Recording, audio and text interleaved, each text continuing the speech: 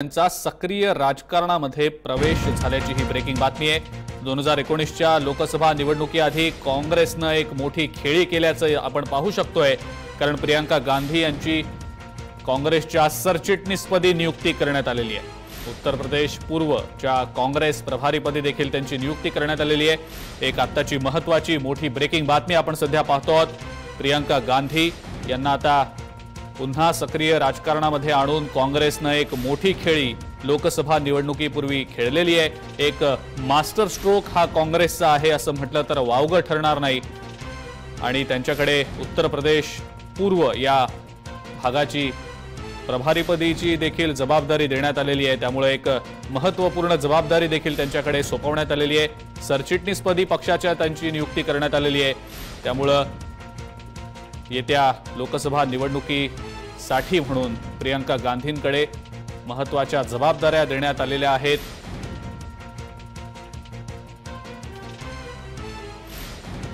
Breaking बातमी आत्ताची आपण पाहतोय आणि या संदर्भात आपण आता याचं विश्लेषण करणार आहोत। आपल्यासोबत आपले राजकीय संपादक आशिष जाधव आहेत सध्या फोन लाईनवरनं।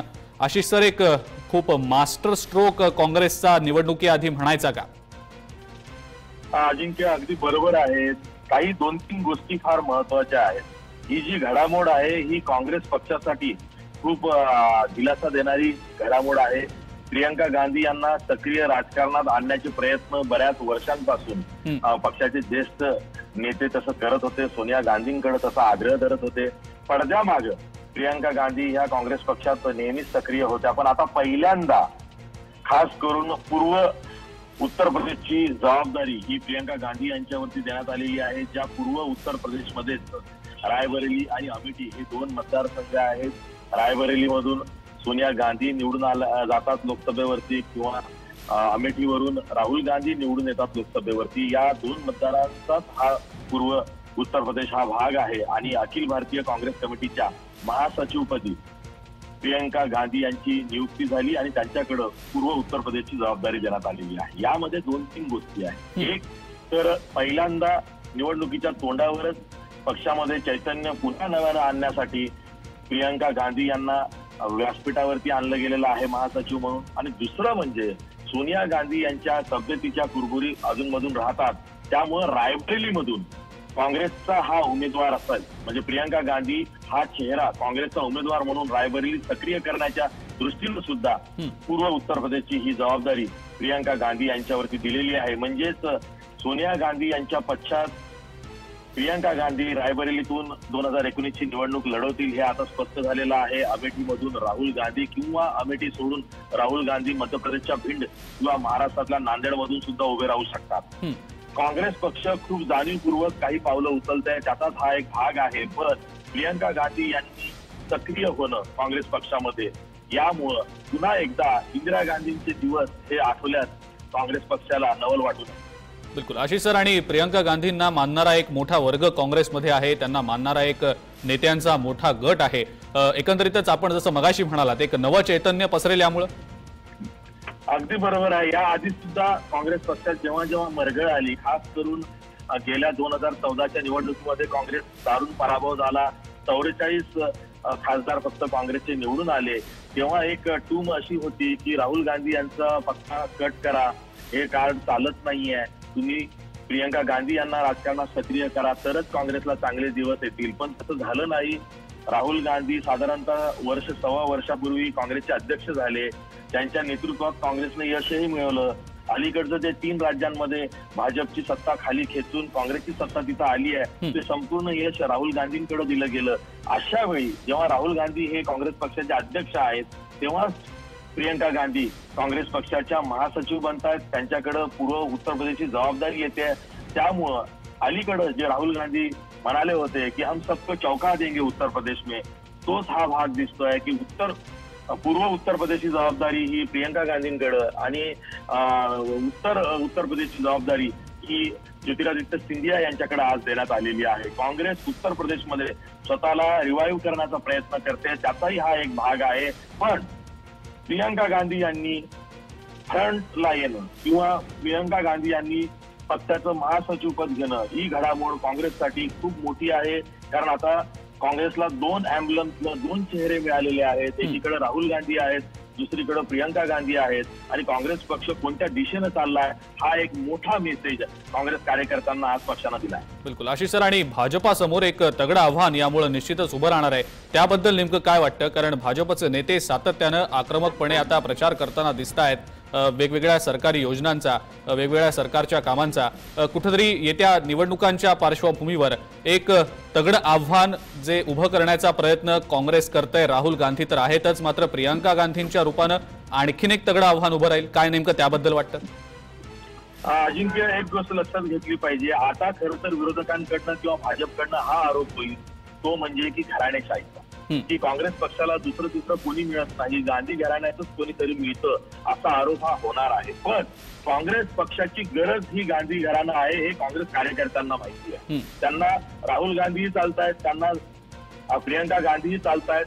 त्यांच्या लेखी गांधी घराण्याची निष्ठा हीच त्यांची व्यक्ती आहे. त्यामुळं कार्यकर्त्यांमध्ये काँग्रेस पक्षामध्ये या नियुक्तीला घेऊन कुठलाही विरोध नाही किंवा कुठलीही अडचण असण्याचा प्रयत्न नाही किंवा कोणत्या नेत्याला हे एक दिलासादायकच आहे की पक्षाला जर काही चांगले दिवस येत असतील आणि त्यामध्ये प्रियंका गांधी सक्रिय होत असतील तर त्याचं स्वागत जोरदारपणे होणार आहे. राहिला प्रश्न तू जो विचारला आहे की एकीकडं सरकार रिव्ह्यू मोडमध्ये आलेलं आहे, 2.5 महिन्यांनी निवडणुकांना सामोरं जात आहे, विकासाचं काम लोकांपर्यंत घेऊन जाण्याचा प्रयत्न करत आहे, त्यातच आरोप प्रत्यारोप होत आहेत.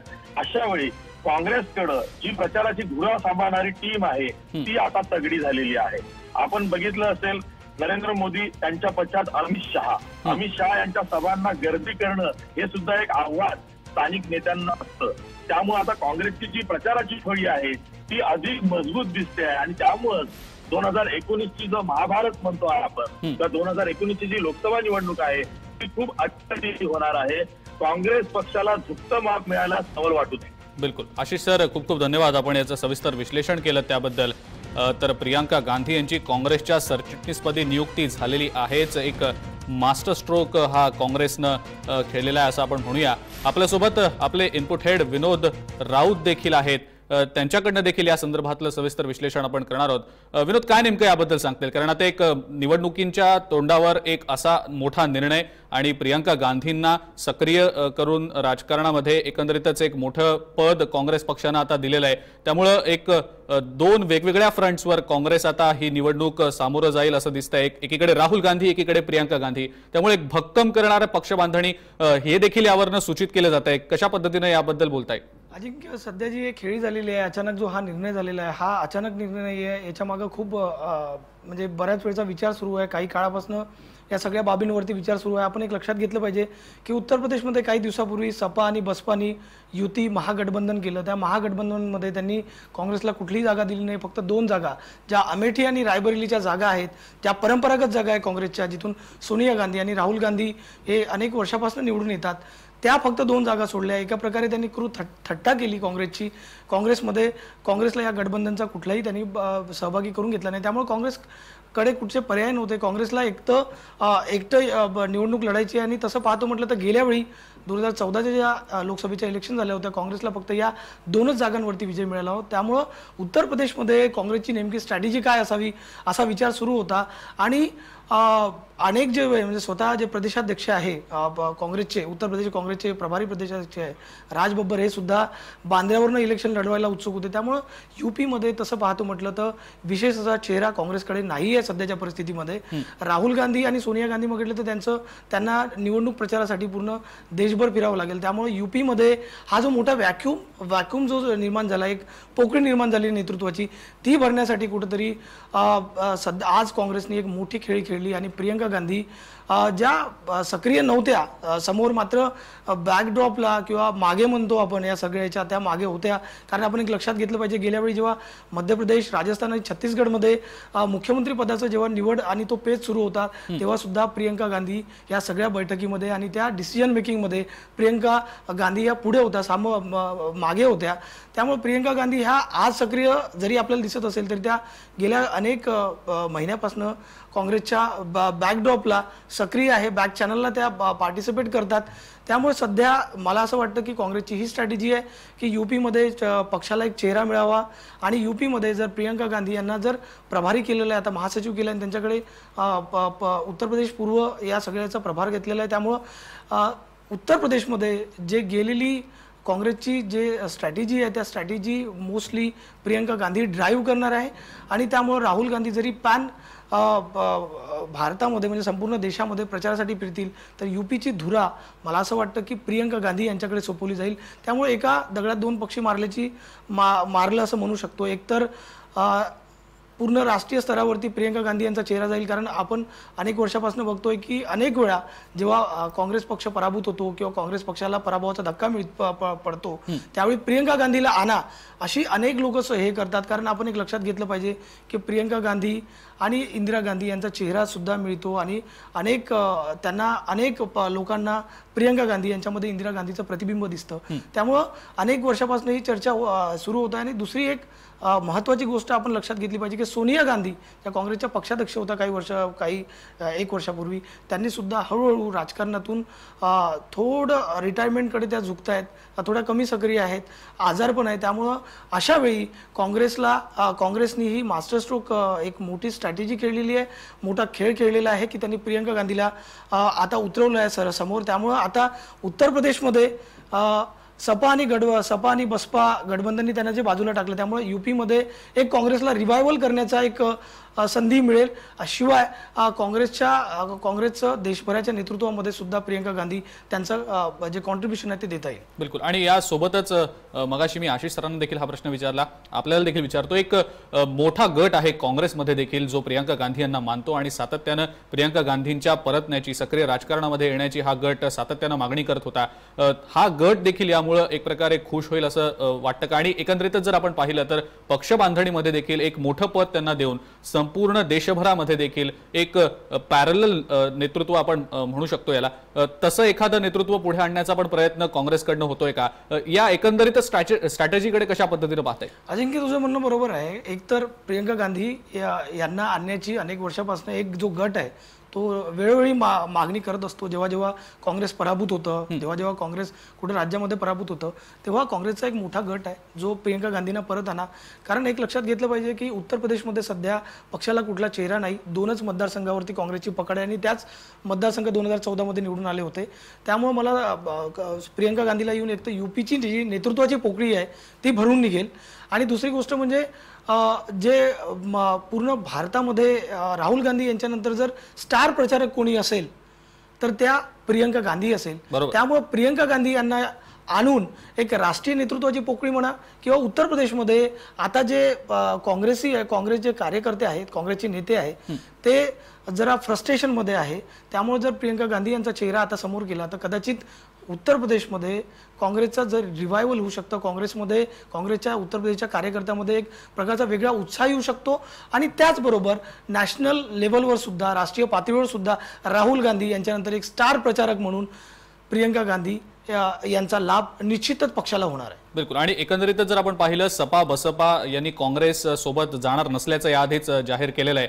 त्यामुळे कुठेतरी या दोन पक्षांना आणि सोबतच भाजपला टक्कर देणारा तितका सक्षम नेता प्रियंका गांधींच्या रूपात जर प्रेझेंट केला तर काँग्रेसच्या जागा उत्तर प्रदेशमध्ये लोकसभा निवडणुकीत वाढतील. ज्या जागांचा फटका गेल्या लोकसभा निवडणुकीत बसला होता, हा एकंदरीत विचार करून देखील सपा बसपाला देखील एक आव्हान निर्माण करण्याचा प्रयत्न या निमित्तानं काँग्रेसनं केला असं म्हणायचं?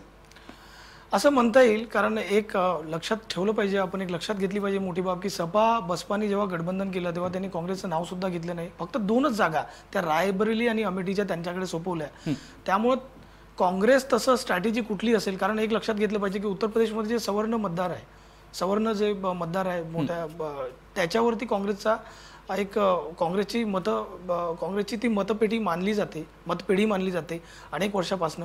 त्यामुळे एक आहे की प्रियंका गांधी यांना इथं आणल्यामुळं उत्तर प्रदेशमध्ये आणल्यामुळं जी सपा बसपाची जी स्ट्रॅटेजी होती किंवा भाजपची स्ट्रॅटेजी होती त्या स्ट्रॅटेजीला एक मोठा धक्का लागणार आहे आणि कदाचित बसपा गठबंधनला सुद्धा याचा काही भागामध्ये म्हणजे मोस्टली पूर्व जो उत्तर प्रदेश आहे जिथे काँग्रेस मजबूत आहे तिथं धक्का बसू शकतो. मात्र या उदयानंतर सपा बसपाशी जी बॅकडोर डील आहे ती काय आहे किंवा काही ठिकाणी फ्रेंडली लढत होणार का या सगळ्या गोष्टी आपण लक्षात घेतल्या पाहिजे. कारण जर भाजपचा विरोधी पक्षांना जर भाजपचा जो सत्ताकडे जे त्यांची सत्तेकडे जी वाटचाल आहे ती जर थांबवायची असेल तर उत्तर प्रदेश हे सगळ्यात की राज्य आहे. तिथूनच भाजपच्या सगळ्या सत्ताकारणाला सुरुंग लावता येतो.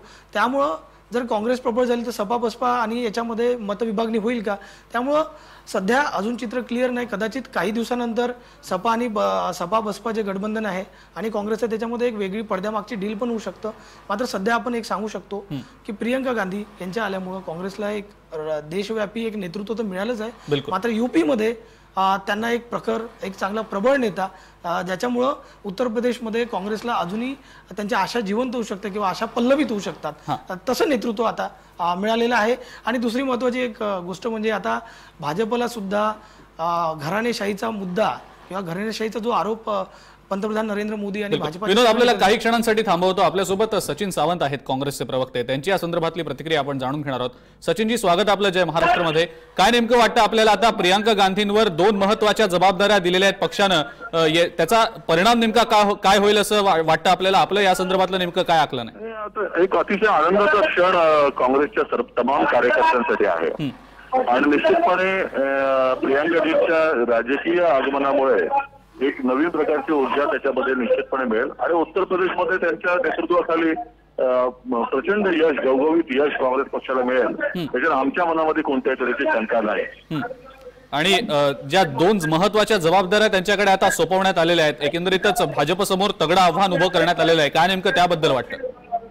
निश्चितपणे म्हणजे एक अतिशय चांगल्या पद्धतीचं वातावरण त्याच्यामध्ये निर्माण होईल. एक आश्वासक नेतृत्व उत्तर प्रदेशला मिळेल याच्यात काही शंका नाही. आणि त्याचबरोबर राहुलजी जो संघर्ष करतायत त्याच्यामध्ये एक प्रचंड मोठी ताकद त्यांच्याही मागे उभी राहील याच्यात काही शंका नाही.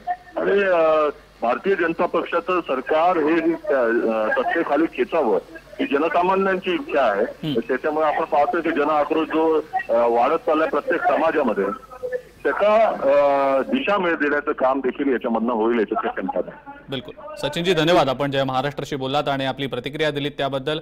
यासोबतच विनोद राऊत आपले इनपुट हेड देखील आपल्यासोबत होते, त्यांचे देखील आभार. आपण पाहतो एक अतिशय महत्त्वाचा निर्णय, महत्त्वपूर्ण निर्णय हा काँग्रेसनं घेतलेला आहे, पक्ष पातळीवर देखील घेतलेला आहे. आणि यासोबतच येत्या लोकसभा निवडणुका लक्षात घेता भाजपासमोर सपा बसपासमोर एक तगडं आव्हान निर्माण करण्याचा प्रयत्न प्रियंका गांधींच्या नेतृत्वाच्या रूपानं काँग्रेस करतंय की काय असं दिसतंय.